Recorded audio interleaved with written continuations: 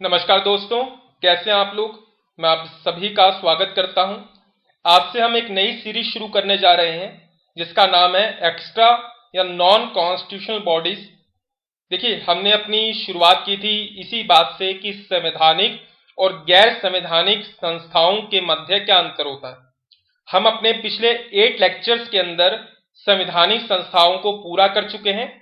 उसी सीरीज को हम आगे बढ़ाते हुए आज से हम गैर संवैधानिक संस्थाओं की नई सीरीज को शुरू करने जा रहे हैं। यह आपका पहला लेक्चर है। गैर संवैधानिक संस्थाओं के अंदर हम दो चीजों को पढ़ेंगे। एक को कहा जाएगा सांविधिक संस्थाएं और दूसरे को कहा जाएगा कार्यकारी संस्थाएं, यानी statutory bodies and executive bodies. आज का जो हमारा पहला लेक्चर है वो है राष्ट्रीय मानव अधिकार आयोग और राज्य मानव अधिकार आयोग पर, नेशनल ह्यूमन राइट्स कमीशन और स्टेट ह्यूमन राइट्स कमीशन। ये आपके एग्जाम के लिए काफी रेलेवेंट है इस बार के लिए, क्योंकि ह्यूमन राइट्स एक्ट के अंदर 2019 में ही संशोधन हुआ है और जिसके माध्यम से कुछ विशेष परिवर्तन किए गए हैं इसको लेकर भी। और विशेष रूप से मुख्य परीक्षा में तो ह्यूमन राइट्स कमीशन से सवाल पूछे ही जाते हैं। तो सबसे पहले हम यूपीएससी के अंदर 2018 और 2014 में जो सवाल पूछे गए हैं उसके बारे में चर्चा करते हैं। देखिए, यूपीएससी मेंस जीएस पेपर 2 2018, क्योंकि जीएस पेपर 2 आपका पॉलिटी या गवर्नेंस से जुड़ा है, अंतरराष्ट्रीय संबंधों से। तो उसके अंदर एक सवाल पूछा गया, समाज के कमजोर वर्गों के लिए विभिन्न आयोगों की बहुलता से अतिव्यापी क्षेत्राधिकार और कार्यों के दोहराव की समस्या होती है। क्या सभी आयोगों को एक छाता मानवाधिकार आयोगों में विलय करना बेहतर है? अपने मामले को बहस के माध्यम से समझाएं, आर्ग्यू योर केस। देखिए, यूपीएससी के अंदर क्या होता है कि सवाल को काफी लेंथी बनाया जाता है, लेकिन सवाल हमेशा सरल ही होता है। बस अगर आप उसको तोड़कर टुकड़ों में बांटकर उसे अच्छे तरीके से समझ जाएं तो आप बहुत अच्छे तरीके से उसका उत्तर लिख सकते हैं। देखिए, जैसे इसमें समाज के कमजोर वर्गों के लिए, तो आपको सबसे पहले पता होना चाहिए कि समाज के कमजोर वर्ग क्या है, जो कि आप भूमिका में लिखेंगे। समाज के कमजोर वर्ग में एससी, एसटी, महिलाएं, बच्चे, माइनॉरिटीज, ओबीसी, ये सब आएंगे। आगे लिखा है विभिन्न आयोगों की बहुलता से। आप जानते हैं कि एससी के लिए अलग कमीशन होता है, एसटी के लिए अलग, ओबीसी के लिए अलग, महिलाओं के लिए अलग, बच्चों के लिए अलग, माइनॉरिटीज के लिए अलग। तो ये कह रहा है कि समाज में कमजोर वर्गों के लिए जो विभिन्न प्रकार के आयोग हैं उनकी संख्या इतनी ज्यादा हो गई है कि उनके कार्यों में ओवरलैप होता है, उनके कार्यों में दोहराव होता है, उनका जो क्षेत्राधिकार है वो आपस में टकराता है। तो क्यों ना हम इन सभी आयोगों को एक मानवाधिकार आयोग के अंदर ही समाहित कर दें। It is better to merge all commission into an umbrella human rights commission.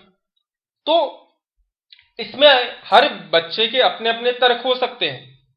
कुछ लोगों का ये मानना हो सकता है कि हाँ, ये बेहतर है कि हम एक ही मानवाधिकार आयोग के अंदर इन सभी संगठनों को समाहित कर दें और बेहतर तरीके से कार्यान्वयन करें। कुछ लोगों का यह मानना भी हो सकता है कि हम नहीं, अलग अलग आयोग ही ज्यादा बेहतर है। तो समस्या कहां आती है? देखिए, समस्या आती है कि मान लीजिए कि एक महिला है, वो अनुसूचित जाति कैटेगरी की है।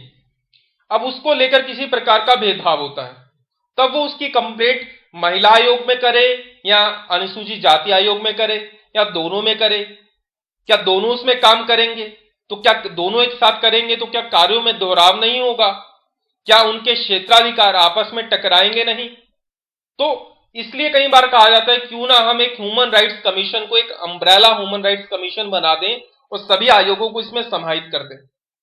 लेकिन आपको अगर इसकी संरचना मालूम है तो आप ये मानेंगे कि शायद इसकी जरूरत नहीं है, क्योंकि राष्ट्रीय मानव अधिकार आयोग के अंदर कुछ पदेन सदस्य भी होते हैं, कुछ पूर्णकालिक सदस्य होते हैं, कुछ पदेन सदस्य होते हैं, जो SC commission, ST commission, minorities commission, women commission, OBC commission, इन सबके मेंबर होते हैं ह्यूमन राइट्स कमीशन में। तब आपको लगेगा ये जरूरी नहीं है। और दूसरी तरफ एक प्रशासन का एक कंसेप्ट है लूथर गुली का 4P थ्योरी, जिसके अंदर कहा जाता है पर्पस, उद्देश्य के आधार पर संगठन। यानी लूथर गुलिक का कहना था कि 4 आधारों पर संगठन बनाए जाते हैं, उद्देश्य के आधार पर, पर्पस के आधार पर, प्लेस के आधार पर, स्थान के आधार पर, प्रक्रिया के आधार पर, प्रोसेस के आधार पर, और चौथा बताया था उन्होंने पर्सन के आधार पर, व्यक्ति के आधार पर। और व्यक्ति के आधार पर जब संगठन बनाए जाते हैं तो उसके लाभ भी होते हैं और हानियां भी होती हैं। तो जब भी आप यूपीएससी में अपना उत्तर लिखें तो आपको एक संतुलित उत्तर लिखना होता है। हाँ, ये बात सही है कि निष्कर्ष में आप कहीं ना कहीं तो रुकेंगे, या तो आप समर्थन करेंगे या आप समर्थन नहीं करेंगे, या फिर क्या समस्या है संगठित करने में, उस चीज को लिखेंगे। तो एक संतुलित उत्तर लिखना बहुत जरूरी होता है। दूसरा सवाल यूपीएससी मेंस जीएस पेपर 2 2014 में पूछा गया। देखिए कितना बड़ा सवाल है। भारत में राष्ट्रीय मानव अधिकार आयोग सबसे प्रभावी हो सकता है जब उसके कार्यों को अन्य तंत्रों द्वारा पर्याप्त रूप से समर्थन किया जाता है, जो सरकार की जवाबदेही सुनिश्चित करते हैं। उपरोक्त अवलोकन के प्रकाश में मानव अधिकार मानकों को बढ़ावा देने और उनकी रक्षा करने में न्यायपालिका और अन्य संस्थानों के लिए एक प्रभावी पूरक के रूप में एनएचआरसी की भूमिका का आकलन करें। सवाल काफी जटिल लग रहा है, लेकिन काफी सरल उत्तर है इसका। इसके अंदर कहा जा रहा है कि जो ह्यूमन राइट्स के कार्य हैं, अगर अन्य जो सिस्टम है वो उस कार्य के अंदर उसको भूमिका, उसको सहयोग दे, और वो कौन से तंत्र, जो सरकार की जवाबदेही सुनिश्चित करते हैं। अगर human rights, national human rights commission को भारत की न्यायपालिका, अन्य संस्थान, अन्य संगठन उसको एक प्रकार से सहयोग करें तो एनएचआरसी की भूमिका काफी बेहतर हो सकती है। अब वो संस्थान कौन से हो सकते हैं? वही जो पिछले सवाल में हमने पढ़े, OBC commission, SC commission, ST commission, woman commission. तो ये दोनों सवाल आपस में काफी हद तक जुड़े हुए थे, लेकिन थोड़ा सा पूछने के नेचर में काफी अंतर था। ठीक, तो अब हम ह्यूमन राइट्स कमीशन को पढ़ने से पहले सबसे पहले ये समझते हैं कि क्या होते हैं मानव अधिकार और उनका इतिहास क्या है। इससे पहले नेल्सन मंडेला का एक कथन है, यह आपको निबंध के अंदर काफी फायदा दे सकता है, क्योंकि निबंध में कई बार हम अपने निबंध की शुरुआत किसी स्टेटमेंट से करते हैं। अगर अधिकारों से संबंधित किसी प्रकार का निबंध पूछा जाता है तो वहां यह काम आ सकता है। नेल्सन मंडेला का कहना था कि लोगों को उनके मानवाधिकारों से वंचित करना, उनकी मानवता को चुनौती देना। नेल्सन मंडेला का यह कहना था कि अगर हम किसी व्यक्ति को, किसी मानव को, उसके मानवाधिकारों से अगर हम वंचित कर देते हैं तो हम केवल उसके अधिकारों से उसे वंचित नहीं कर रहे, हम पूरी की पूरी मानवता को, उसकी पूरी की पूरी ह्यूमैनिटी को चुनौती देते हैं। यह कहना था नेल्सन मंडेला का। अब क्या होते हैं मानवाधिकार? यूनाइटेड नेशन ने यह कहा कि मानव अधिकार वे अधिकार हैं जो बिना किसी भेदभाव के मिलते हैं। किसी भी प्रकार का भेदभाव नहीं, ना जाति, ना धर्म, ना लिंग, ना राष्ट्र, ना भाषा, ना नस्ल। एक मानव होने के नाते उसे जो अधिकार मिले हैं उन्हें मानवाधिकार कहा जाता है, बिना किसी भेदभाव। जैसे मौलिक अधिकार है, वो नागरिक और गैर नागरिकों के बीच भेद करते हैं, लेकिन मानव अधिकार एक मानव होने के नाते मिलते हैं जो किसी भी देश, राष्ट्र, भाषा, संस्कृति सबसे परे है। जैसे जीवन जीने का अधिकार, काम करने का अधिकार, स्वास्थ्य का अधिकार, शिक्षा का अधिकार, अभिव्यक्ति का अधिकार, ये सब मानवाधिकार की कैटेगरी में आते हैं। अगर हम इसके इतिहास की बात करें तो एक डिक्लेरेशन था जिसको कहा जाता है universal Declaration of Human rights. एक ऐसा दस्तावेज था जिसमें मानवाधिकारों की एक सूची जारी की गई, और 10 दिसंबर 1948 को इस डिक्लेरेशन को, इस सूचना को यूनाइटेड नेशन की असेंबली ने स्वीकार किया, और यही आपके मानवाधिकारों की सबसे पहली शुरुआत है, universal Declaration of Human rights.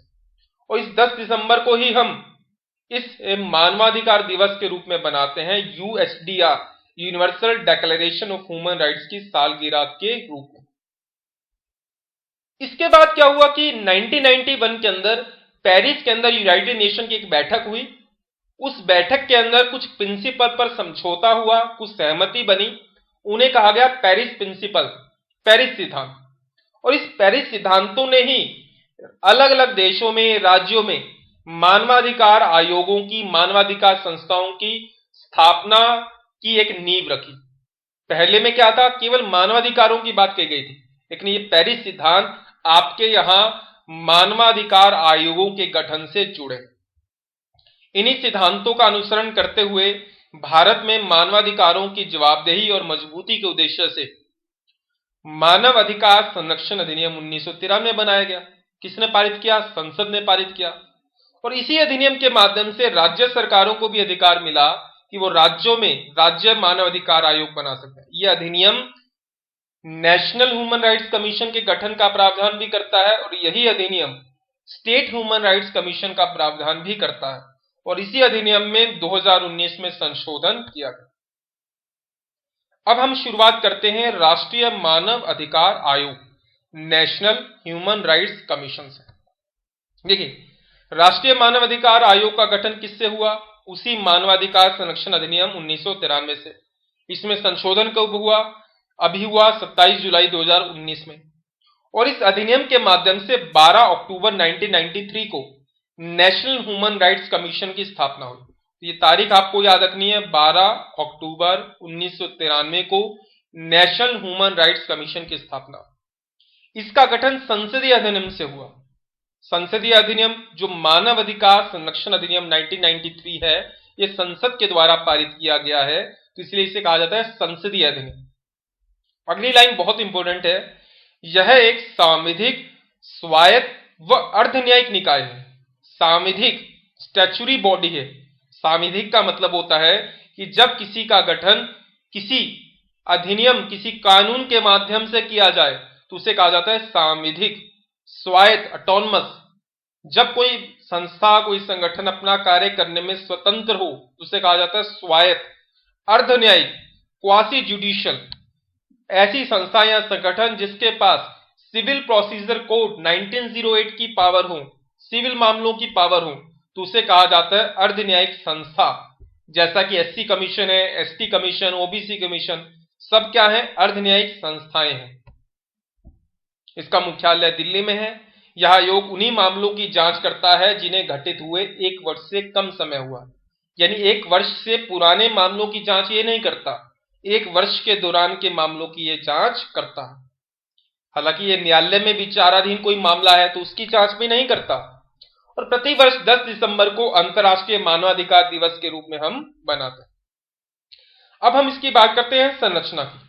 संरचना को देखिए, अगर आप नोट्स बनाते हैं तो 2 भागों में बांट दीजिए। एक में लिखिए संरचना में एक तरफ पूर्णकालिक सदस्य और दूसरी तरफ लिखिए ये पदेन सदस्य या अतिरिक्त सदस्य।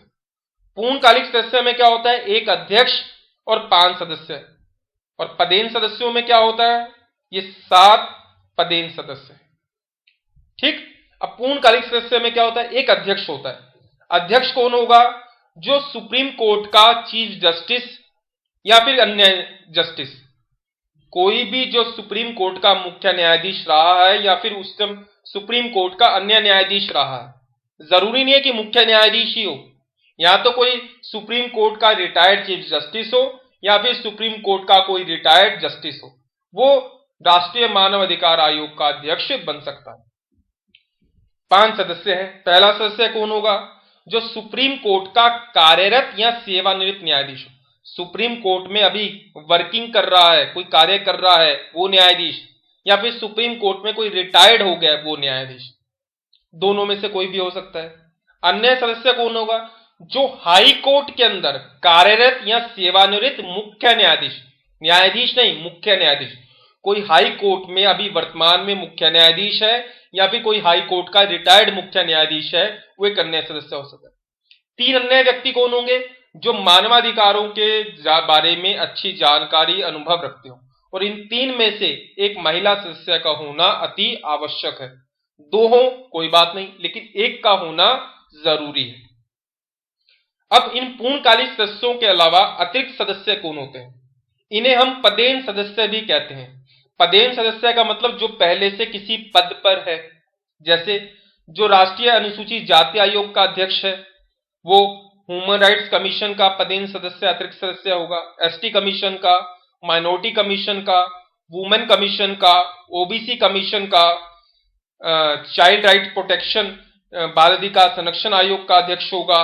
दिव्यांग व्यक्ति के कार्यालयों का मुख्य आयुक्त होगा। तो ये सभी ह्यूमन राइट्स कमीशन के क्या होते हैं? पदेन सदस्य। यानी ये पहले से किसी पद पर हैं, इसलिए इन्हें मेंबर बनाया गया। इसमें से एससी कमीशन, एसटी कमीशन और ओबीसी कमीशन हम पढ़ चुके हैं, और आगे जाकर हम इसी सामाजिक संस्थाओं की सीरीज में अल्पसंख्यक आयोग, महिला आयोग, बाल अधिकार संरक्षण आयोग को भी पढ़े। देखिए, अब जहां तक इसकी नियुक्ति की बात है तो नियुक्ति कौन करता है? राष्ट्रपति। लेकिन राष्ट्रपति अपनी इच्छा से नहीं करता। राष्ट्रपति प्रधानमंत्री के नेतृत्व में एक कमेटी बनती है, उस हाई स्टैंडिंग कमेटी की सिफारिश पर करता है। कौन कौन लोग होंगे? प्रधानमंत्री, लोकसभा के अध्यक्ष, राज्यसभा के उपसभापति, दोनों सदनों के विपक्ष के नेता और केंद्रीय गृह मंत्री। राज्यसभा का सभापति नहीं होता क्योंकि वो तो उपराष्ट्रपति है, और उपराष्ट्रपति राज्यसभा का सदस्य नहीं होता। तो प्रधानमंत्री हेड, लोकसभा का अध्यक्ष, राज्यसभा का उपसभापति, दोनों सदनों के विपक्ष के नेता और केंद्रीय गृह मंत्री ये होंगे। इनकी सिफारिश पर राष्ट्रपति नियुक्ति करता है। कार्यकाल 3 वर्ष या 70 वर्ष। किसका? पदेन सदस्यों का नहीं, ये होता है पूर्णकालिक सदस्यों का। 3 वर्ष या 70 वर्ष, जो भी पहले हो जाए। दूसरा पॉइंट जरूर याद रखिए, पुनर्नियुक्ति के भी पात्र होंगे। इसका मतलब आयोग के अध्यक्ष व सदस्यों को पुनः अध्यक्ष या सदस्य नियुक्त किया जा सकता है, लेकिन केंद्र सरकार या राज्य सरकार के किसी पद के योग्य नहीं होते। हटाया कैसे जाता है? 2 पॉइंट लिखे हैं। पहले पॉइंट में राष्ट्रपति सीधे मंत्री परिषद की सलाह से हटा सकता है। पागल, दिवालिया, कार्यकाल के दौरान किसी अन्य व्यवसाय में जुड़ा, शारीरिक व मानसिक रूप से असमर्थ अपराधी, राष्ट्रपति सीधा मंत्री परिषद की सिफारिश पर हटा सकता है। लेकिन कदाचार या अक्षमता के आधार पर अगर राष्ट्रपति को हटाना है तो सुप्रीम कोर्ट में भेजना होगा। सुप्रीम कोर्ट जो जांच करेगी और जो सलाह देगी, उसी सलाह के आधार पर राष्ट्रपति उसे हटा सकता है, कदाचार या अक्षमता के आधार पर। पहले में वो सीधा हटा सकता है। वेतन भत्ते सेवा शर्तों का निर्धारण करता है केंद्रीय सरकार, राष्ट्रपति नहीं करता, सेंट्रल गवर्नमेंट करती है। और नियुक्ति के पश्चात किसी भी प्रकार का अलाभकारी परिवर्तन नहीं होगा, कटौती नहीं होगी। रिपोर्ट किसे देगा? नेशनल ह्यूमन राइट्स कमीशन अपनी रिपोर्ट केंद्र सरकार और राज्य सरकार दोनों को देता है, क्योंकि सेंटर से संबंधित मामलों की रिपोर्ट सेंट्रल गवर्नमेंट को, राज्य से संबंधित मामलों की रिपोर्ट राज्य सरकार को, राष्ट्रपति या राज्यपाल को नहीं, सेंट्रल गवर्नमेंट और स्टेट गवर्नमेंट। अब आयोग के पास निम्नलिखित कार्य होते हैं, ये आपके आयोग की ही धारा में दिए हुए हैं। देखिए, याद रखिए, सामाजिक संस्थाओं के अंदर आपको पूरा का पूरा अधिनियम, उसकी धाराओं को याद रखने की जरूरत नहीं है। बहुत सारी धाराएं होती हैं। हाँ, अगर आपके सिलेबस के अंदर किसी अधिनियम का उल्लेख है, जैसे एमपीपीएससी के अंदर ह्यूमन राइट्स एक्ट पहले लिखा हुआ करता था, एससी एसटी एक्ट लिखा हुआ करता था, सिविल राइट्स प्रोटेक्शन एक्ट लिखा हुआ करता था, तब हमें उसकी धाराएं, सब क्लॉसेस सब याद रखने होते थे, क्योंकि पूछे जाते थे। अब एमपीपीएससी में केवल इतना लिखा है, national human rights commission, state human rights commission, तो आपको धाराएं याद रखने की अब जरूरत नहीं है। हाँ, अगर आपको रुचि है, आपको अच्छा लगता है, तो आप कर सकते हैं। जैसे ये जो कार्य हैं, या उस अधिनियम की धारा 12 में ही दिए हुए हैं। पहला, स्वयं पहल करके किसी पीड़ित या उसकी ओर से अन्य व्यक्ति द्वारा, यानी जो नेशनल ह्यूमन राइट्स कमीशन है वो स्वतः पहल कर सकता है। ये नहीं कोई पीड़ित व्यक्ति आया है तभी वो पहल कर सकता है, वो स्वतः संज्ञान लेकर भी किसी मामले पर मानवाधिकारों से संबंधित पहल कर सकता है। न्यूज़पेपर के माध्यम से, मीडिया के माध्यम से। कोई पीड़ित व्यक्ति आए तब तो करेगा ही, या फिर कोई पीड़ित व्यक्ति नहीं, पीड़ित व्यक्ति की तरफ से कोई अन्य व्यक्ति भी आए तब वो शिकायतों की जांच करेगा। कैसी? मानवाधिकारों का हनन हुआ है, किसी पब्लिक सर्वेंट ने अधिकारों की रोकथाम में लापरवाही की है, तब वो जांच करेगा। दूसरा, न्यायालय में अगर कोई मामला पेंडिंग है तो न्यायालय की सहमति से उस मामले में इंटरफेरेंस कर सकता है, बिना न्यायालय की सहमति से इंटरफेरेंस नहीं कर सकता। तीसरा, राज्य सरकार की किसी जेल में, किसी बंदी गृह में, कारावास में कुछ लोगों को रखा जाता है, कैदियों को रखा जाता है, बंद रखा जाता है, तो मानवाधिकार आयोग उन जेल के, उन कारावासों का दौरा करता है। ये देखता है कि क्या उन बंदियों को, उन कैदियों को जीवन की पर्याप्त सुविधाएं मिल पा रही हैं या नहीं, क्या उन्हें खाना बेहतर मिल रहा है या नहीं, क्या उनको रहने के लिए सही जगह है या नहीं। चौथा, मानवाधिकार संरक्षण से जुड़े संविधान में, कानून में, आदेश में अगर कोई प्रावधान दिए गए हैं तो उनकी समीक्षा करना। इसके साथ साथ उन तथ्यों की समीक्षा करना जो आतंकवादी गतिविधियों से जुड़े हैं, क्योंकि मानवाधिकार आयोग का मानना है कि जो आतंकवादी भी होते हैं उनके भी अधिकार होते हैं, तो उनके बारे में भी सिफारिशें करना। अगला, मानव अधिकारों से जुड़ी कोई संधि है, कोई अंतर्राष्ट्रीय दस्तावेज है, उनकी स्टडी करना और उनको प्रभावी करने के लिए समीक्षा या सिफारिशें करना, मानवाधिकार क्षेत्र में रिसर्च कार्य करना, उनको बढ़ावा देना, समाज के विभिन्न वर्गों के साथ जुड़कर, एनजीओ के साथ जुड़कर, मीडिया के साथ जुड़कर सेमिनार आयोजित करना, लोगों को जागरूक करना, एनजीओ के माध्यम से प्रयासों को बढ़ावा देना, और आखिरी मानव अधिकार की बेहतरी के लिए, संवर्धन के लिए अन्य जो भी कार्य जो जरूरत के लगे वो कर सकता है। ये जो हमने पढ़ा था कि मानव अधिकार आयोग एक अर्धन्यायिक निकाय है, क्योंकि उसके पास क्या है, सिविल प्रोसीजर कोड 1908 की पावर। याद कीजिए, SC commission, ST commission, OBC commission में हमने पढ़ी थी। आगे यही शक्तियां महिला आयोग में, बाल अधिकार संरक्षण आयोग में, हरित अधिकरण में भी पढ़े हैं। तो इन 6 शक्तियों को आपको याद रखना है। गवाहों की उपस्थिति हेतु समन जारी करना, हाजिर करना, शपथ पर जांच करना, दस्तावेज ढूंढना, हलफनामे पर साक्ष्य रहना, पब्लिक कोड मांगना, गवाहों और दस्तावेजों की जांच करने के लिए हलफनामे जारी करना, निर्धारित किया गया कोई अन्य मामला। जब भी आपसे पूछा जाए कि कोई भी संस्था अर्धन्यायिक निकाय का मतलब क्या है, जब उसके पास सिविल प्रोसीजर कोड 1908 के तहत ये 6 पावर। अब तक जो हमारे राष्ट्रीय मानव अधिकार आयोग के अध्यक्ष रहे हैं, 4 नाम याद रखने हैं। पहला, न्यायमूर्ति श्री रंगनाथ मिश्रा, वर्तमान न्यायमूर्ति एचएल दत्तू। और 2 कार्यवाहक अध्यक्ष रहे हैं, न्यायमूर्ति डॉक्टर शिवराज बी पाटिल, न्यायमूर्ति गोविंद प्रसाद माथुर। क्योंकि कई बार सवाल इस प्रकार पूछा जाता है कि निम्नलिखित में से कौन राष्ट्रीय मानव अधिकार आयोग का कार्यवाहक अध्यक्ष रहा है या नहीं रहा है, तो याद रखिए सारे नाम यही मिलेंगे, लेकिन 2 कार्यवाहक अध्यक्ष रहे हैं, शिवराज बी पाटिल और गोविंद प्रसाद माथुर। वर्तमान में आप देखिए, वर्तमान में एचएल दत्तू हैं, 5 सदस्य हैं, लेकिन 3 ही अभी पद भरे हुए हैं, बाकी खाले हैं। और पदेन सदस्य देखिए आपके सामने नजर आ रहे हैं, राष्ट्रीय अल्पसंख्यक आयोग के अध्यक्ष सैयद हुसैन रिजवी, एससी कमीशन के अध्यक्ष रामशंकर कोठारिया, अनुसूचित जाति आयोग के अध्यक्ष नंद कुमार सहाय, महिला आयोग के अध्यक्ष रेखा शर्मा, बाल अधिकार संरक्षण आयोग के अध्यक्ष स्तुति काकर, पिछड़ा वर्ग आयोग के अध्यक्ष भगवान लाल साहनी। ये पद अभी खाली है। ठीक, अब हम बढ़ते हैं राज्य मानव अधिकार आयोग की ओर। राज्य मानव अधिकार आयोग की संरचना, कार्यकाल, पद मुक्ति, सारे प्रावधान सभी राज्यों में एक जैसे हैं। तो ये नहीं है कि मध्य प्रदेश के लिए अलग होंगे, उत्तर प्रदेश के लिए अलग, राजस्थान के लिए अलग, सब एक जैसे हैं, यही याद रखने हैं। और राष्ट्रीय मानव अधिकार आयोग में जैसे पूर्णकालिक सदस्य थे, पदेन सदस्य थे, यहां पर ऐसा कुछ नहीं है। यहां पर केवल पूर्णकालिक सदस्य होते हैं, पदेन सदस्य नहीं होते। वहां पर क्या था, पूर्णकालिक सदस्यों में 1 अध्यक्ष और 5 सदस्य है। यहां पर ऐसा नहीं, 1 अध्यक्ष और 2 सदस्य। अध्यक्ष कौन होगा, जो उच्च न्यायालय का, हाई कोर्ट का मुख्य न्यायाधीश या अन्य न्यायाधीश रहा है, रिटायर्ड है। 1 सदस्य कौन होगा, या तो कोई हाई कोर्ट का न्यायाधीश है या रहा है, जो वर्तमान में हाई कोर्ट का जज है या फिर रिटायर्ड है। उसको नहीं बनाना चाहते तो किसी डिस्ट्रिक्ट कोर्ट के जज को बना सकते हो, जो है या रहा है, लेकिन वो कौन होगा, डिस्ट्रिक्ट कोर्ट का कोई ऐसा जज जिसे 7 वर्ष का अनुभव। और एक अन्य सदस्य कौन, जिसे मानवाधिकारों से संबंधित विषयों का ज्ञान या व्यवहारिक अनुभव। यहां पर कोई महिला की शर्त नहीं रखी गई। देखिए, नियुक्ति में वहां पर आपने पढ़ा था, राष्ट्रपति के नेतृत्व में प्रधानमंत्री के द्वारा गठित समिति। यहां पर क्या लिखा है, राज्यपाल के द्वारा मुख्यमंत्री के नेतृत्व में 4 या 6 सदस्यीय समिति की सिफारिश। अब 4 या 6 क्यों, क्या भारत में हर राज्यों में विधान परिषद है, तो उत्तर है नहीं। तो जिन राज्यों में विधान परिषद है वहां पर 6 सदस्य है, और जिन राज्यों में केवल विधानसभा है वहां पर 4। मध्य प्रदेश की बात होगी 4, उत्तर प्रदेश की बात होगी तो 6। अब कौन कौन से होंगे, मुख्यमंत्री, विधानसभा का अध्यक्ष, विधानसभा का विपक्ष का नेता और राज्य के गृह विभाग का मंत्री। तो ये 4 तो जरूर होंगे।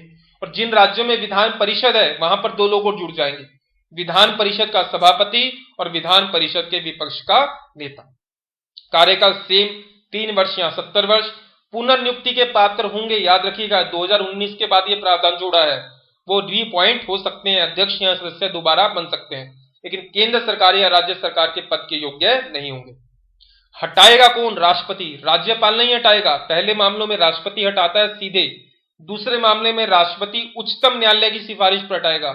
यहां पर राज्यपाल नहीं है, यहां पर उच्च न्यायालय नहीं है, राष्ट्रपति और उच्चतम न्यायालय ही है। वेतन सेवा शर्तें वहां कौन निर्धारित करता था, केंद्र सरकार, यहां पर राज्य सरकार। प्रतिवेदन किसे देंगे, राज्य सरकार, राज्यपाल को नहीं, राज्य सरकार को। मध्य प्रदेश मानवाधिकार आयोग के बारे में बात करें तो केवल 2 पॉइंट आपको याद रखने हैं। सबसे पहले याद रखना है सितंबर 1995, जिस दिन मध्य प्रदेश मानवाधिकार आयोग का गठन हुआ, और मध्य प्रदेश शुरुआत के ही पहले राज्यों में से कुछ एक था। वर्तमान में हम बात करें तो नरेंद्र कुमार जैन अध्यक्ष है, सरबजीत सिंह सदस्य हैं, श्री मनोहर ममतानी सदस्य हैं, क्योंकि एक अध्यक्ष और 2 सदस्य। अब राज्य लोक सेवा आयोग में किस प्रकार के सवाल पूछे जाते हैं वो मैं आपको बताता हूं। देखिए,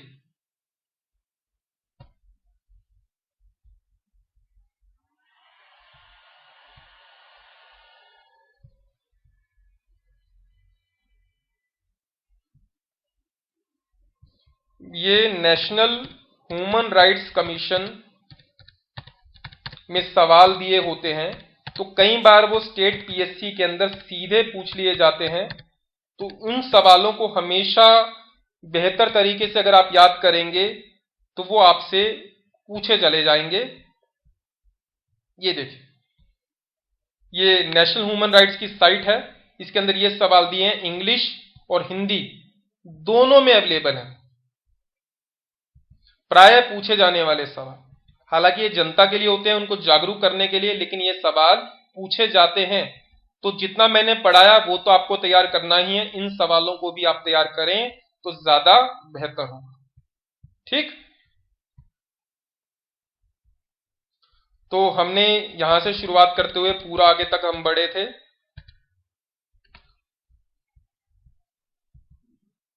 यहां तक हमने अपना कंप्लीट किया था।